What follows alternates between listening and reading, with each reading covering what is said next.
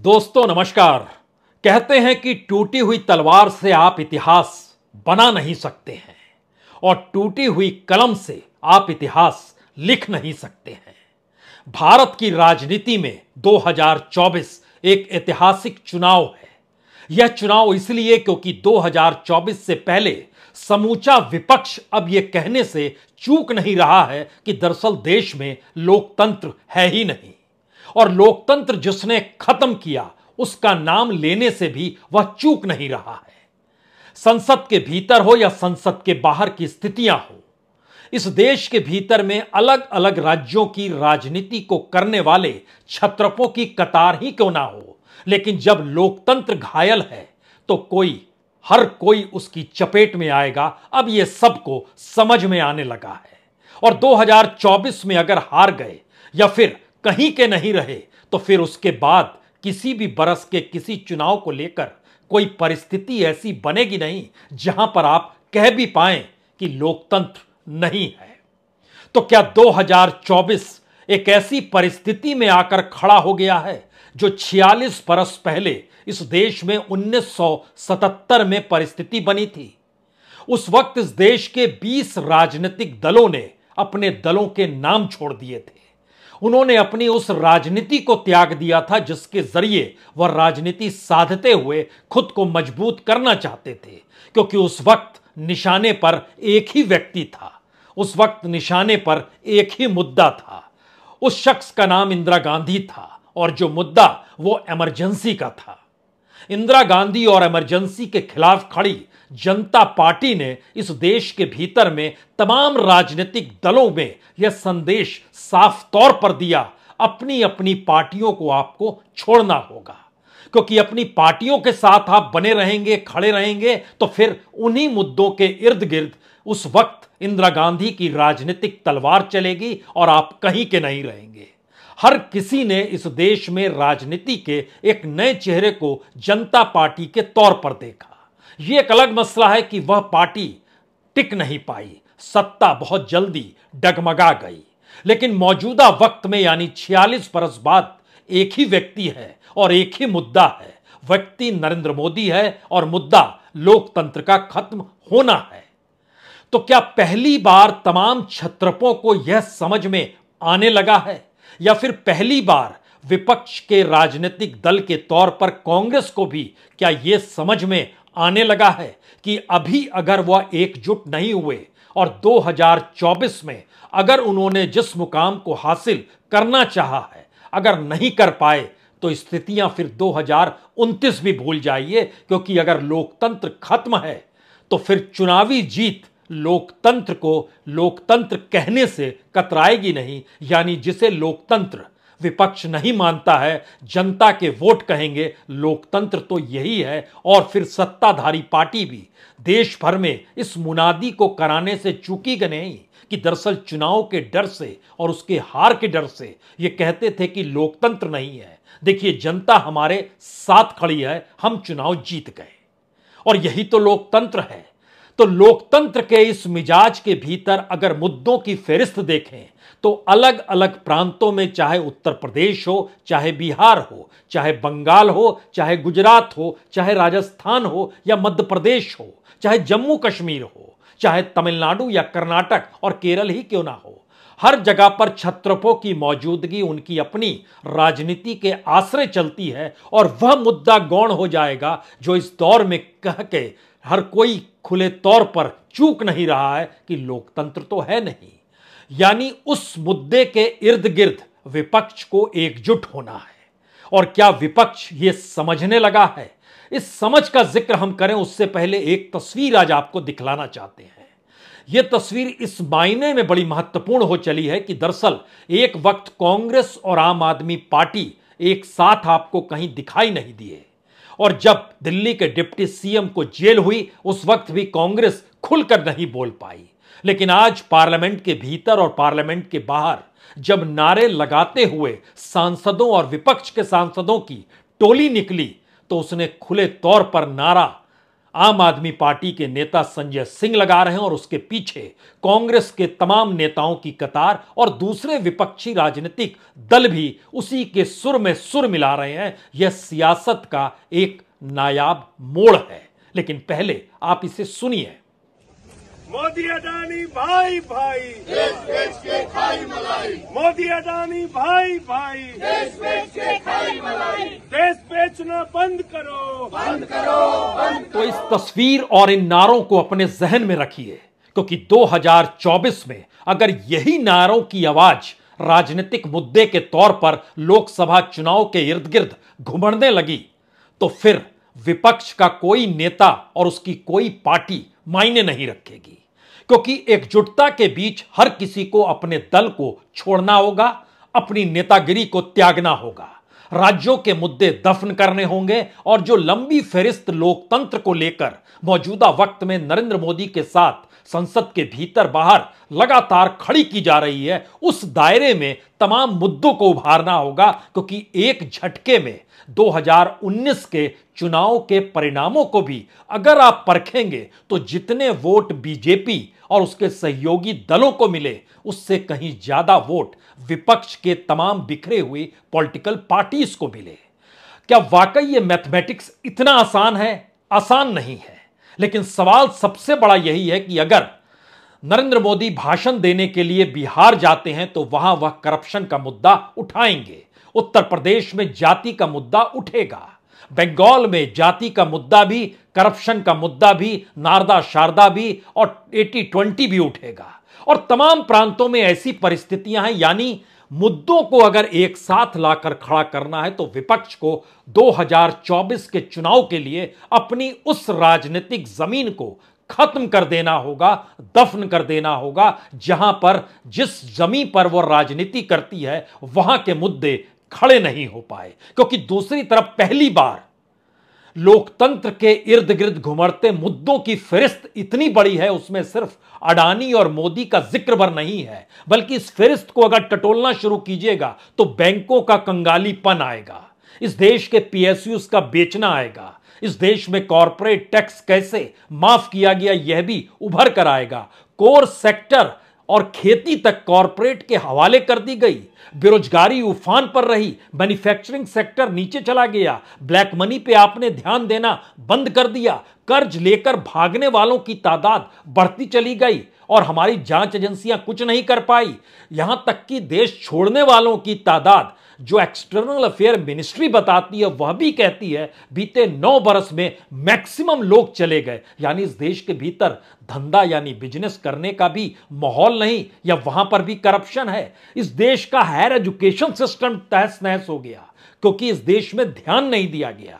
और इस परिस्थिति के भीतर पीएफ पुराना दे कि नया दे, विदेश नीति और विदेश नीति के इर्द गिर्द सवाल सिर्फ चीन का नहीं बल्कि अपने मित्र कॉरपोरेट को मदद करने के लिए विदेश नीति की दिशा में बढ़ते हुए कदम इस देश में चल रहे हैं। क्या सेना का उपयोग कैसे होगा, राष्ट्रवाद का मतलब क्या है, नेशनलिज्म और उसके आश्रय हिंदुत्व कैसे चलेगा, सीए एनआरसी जैसे वक्तव्य भी इस देश में जुमलों में तब्दील हो गए। और तो और इस देश की परिस्थिति में जो जासूसी हो रही थी, जो राफेल की डील हुई, अगर उन मुद्दों के इर्द गिर्द 2024 के चुनाव को ले जाना है तो राजनीतिक दलों को अपनी राजनीतिक जमीन को त्यागना होगा।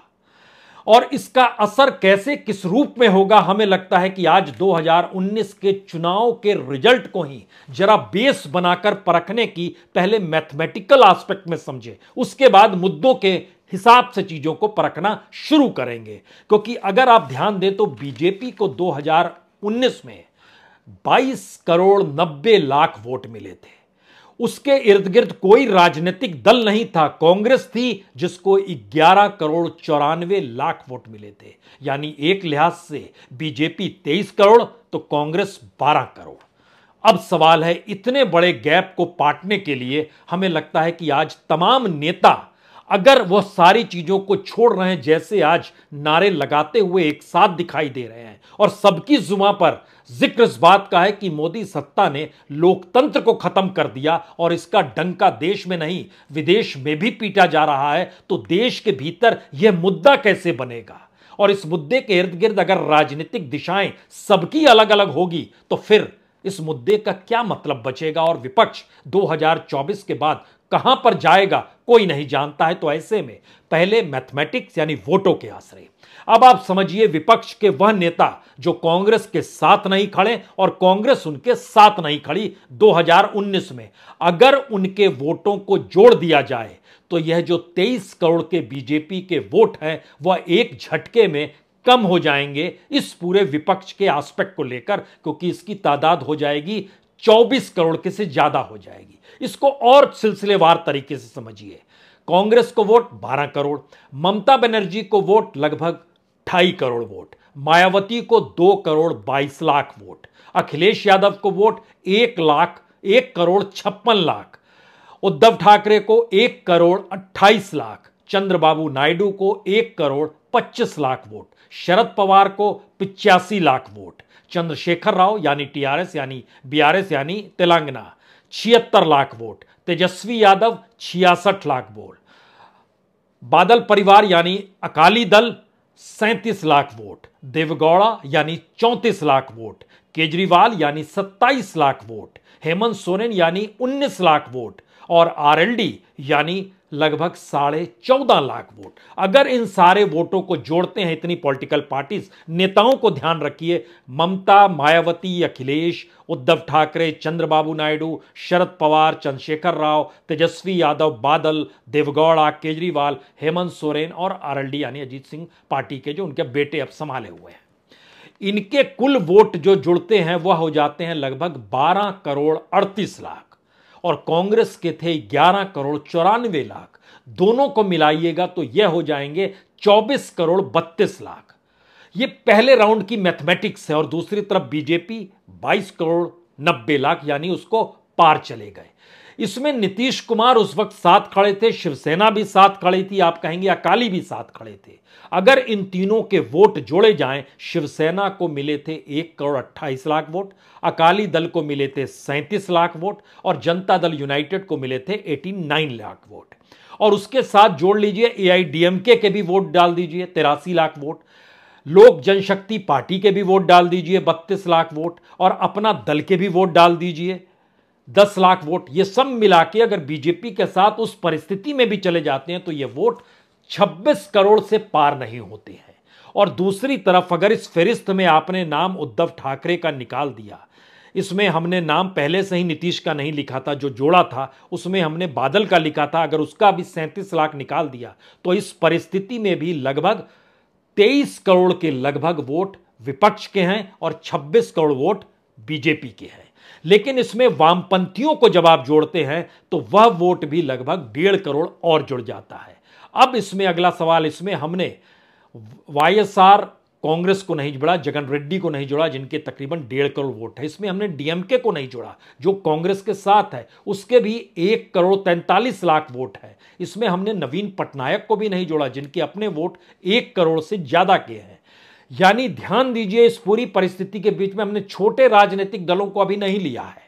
इस परिस्थिति के भीतर एक झटके में कांग्रेस आज की परिस्थिति में जहां खड़ी और विपक्ष जहां अपनी परिस्थिति में लगातार बटा हुआ खड़ा है, अगर सबको वोटर के लिहाज से जोड़ दिया जाता है तो और बटी हुई परिस्थिति में जहां पर जनता दल यूनाइटेड बीजेपी के साथ नहीं, अकाली दल साथ नहीं, शिवसेना बटी हुई साथ में है लेकिन उद्धव ठाकरे साथ में नहीं है, वह विरोध कर रहे हैं। इस परिस्थिति में बीजेपी का जो पूरा वोट है वह लगभग 24.5 करोड़ होता है और दूसरी तरफ 27.5 करोड़ वोट हो जाते हैं विपक्ष के। यह पहले राउंड की गिनती है। इस लिहाज से इसको इसलिए जरा समझिए क्योंकि भारत के भीतर 2019 में 91 करोड़ वोटर हुआ करते थे और 61 करोड़ वोटिंग हुई थी, यानी लगभग 30 करोड़ लोगों ने वोट नहीं भी डाले थे।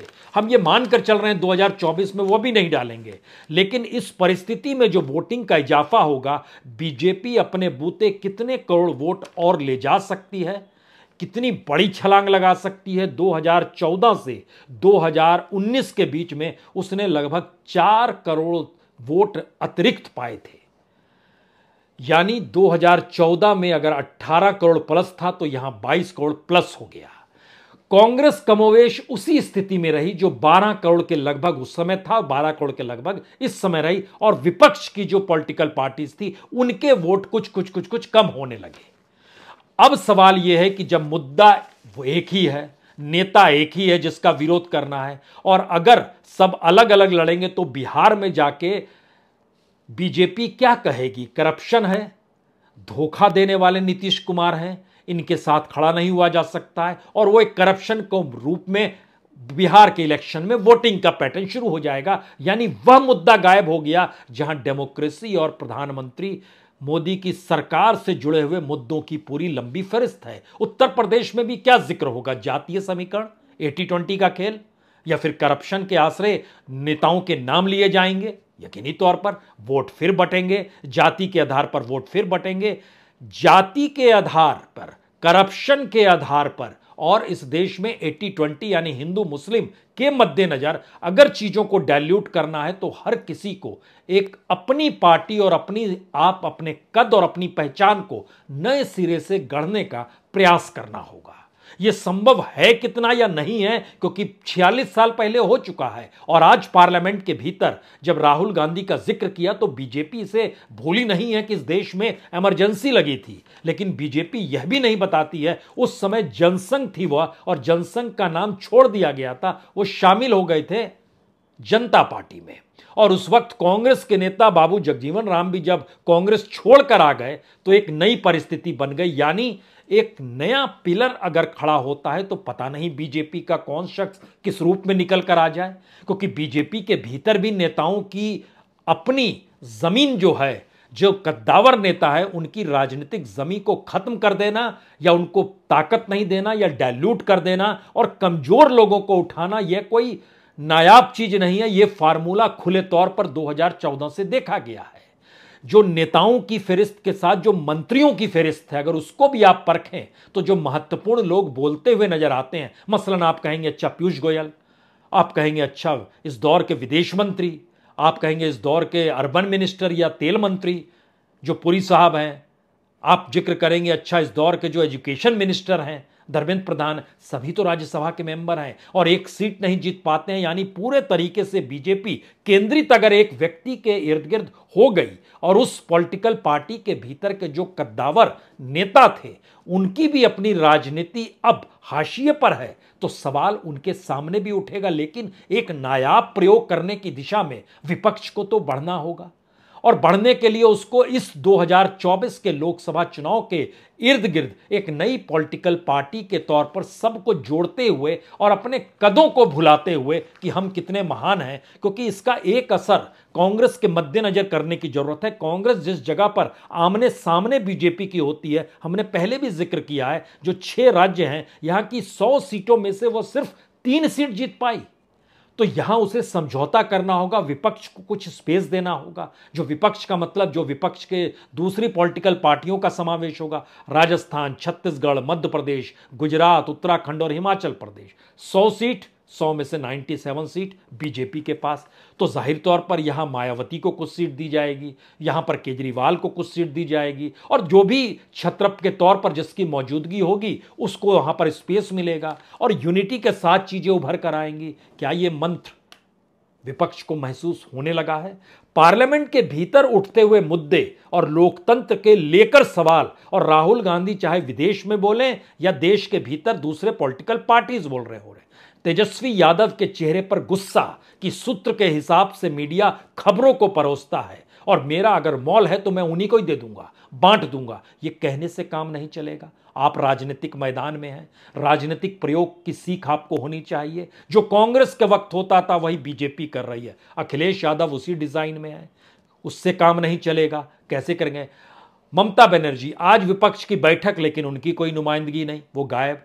डेमोक्रेसी इस देश में नहीं है, सिर्फ 9 ही नेताओं ने हस्ताक्षर क्यों किए जो 8 पॉलिटिकल पार्टीज से आते हैं, बाकी से बातचीत क्यों नहीं हुई, वो गायब क्यों थे? एक नए तरीके की परिस्थिति में अब सबको समझ में आने लगा है कि दरअसल ये रास्ता अलग थलग खुद को रखते हुए और अलग अलग लड़ाई लड़ते हुए अपने अस्तित्व और पॉलिटिकल पार्टी को बचाने की अगर वो सोचकर ये लड़ाई लड़ रहे हैं कि 2024 में कुछ तो लाभ हो जाएगा और हम अपने बूते लड़ेंगे तो शायद कुछ तो मिल जाएगा, तो फिर ये ख्वाब है उस जन्नत का जो जन्नत नसीब होने नहीं वाली है। क्योंकि 2024 से पहले के अगर हालात आप देख पा रहे हैं, वो चाहे राफेल को लेकर जिक्र हो सुप्रीम कोर्ट के भीतर या जासूसी यानी पेगासस को लेकर हो, राष्ट्रीय सुरक्षा शब्द ही सरकार की तरफ से कहा गया, पार्लियामेंट में चीजें डिस्कशन नहीं हुई। इस देश के खेतिहर किसानों के साथ जो मजाक रिफॉर्म के नाम पर हुआ उसको वापस इसलिए लेना पड़ा क्योंकि वहां राजनीति नहीं थी, वहां किसान ही इस देश का खड़ा था और सारी पॉलिटिकल पार्टी एक साथ सिर्फ समर्थन कर रही थी। कोई यह नहीं कह रहा था कि हम कांग्रेस के हैं इसलिए समर्थन कर रहे हैं। यानी जहां पर भारत की राजनीति के भीतर बिखरा हुआ विपक्ष अगर एकजुट हो जाता है, यह दरअसल आने वाले वक्त में हो सकता है यह टू पार्टी सिस्टम की तरफ भी देश को ले जाए। लेकिन बड़ा सवाल यह है कि लोकसभा का चुनाव और राज्यों का चुनाव, इसमें कुछ अंतर 2024 के चुनाव के मद्देनजर हर किसी को ना सिर्फ देखना समझना होगा बल्कि इस पाठ को पढ़ना भी होगा कि पार्लियामेंट के भीतर एक साथ खड़े होकर नारे लगाने से भर से काम नहीं चलेगा, पार्लियामेंट से निकलकर भी नारे लगाने से काम नहीं चलेगा। और जब सबको पता है कि 150 के करीब पॉलिटिशियंस के नाम उस सीबीआई और ईडी की फाइल में है जिसकी गिरफ्तारी हर राजनीतिक लाभ के मौके पर की जाएगी, और 2024 के चुनाव में 1 बरस का ही तो वक्त है, सारे राजनीतिक प्रयोग की जमीन इसी 12 महीनों में होनी है। और उससे पहले राजनीति अगर साधनी है तो ऐसे में नारे कौन लगाएगा, नेता कौन होगा, यह तो दूर की ड्यूटी है। इस पर तो फैसला बाद में हो जाएगा, पहले खुद को खड़ा तो कर लीजिए। 2024 के चुनाव के लिए मंत्र यही है। बहुत बहुत शुक्रिया, बहुत बहुत शुक्रिया।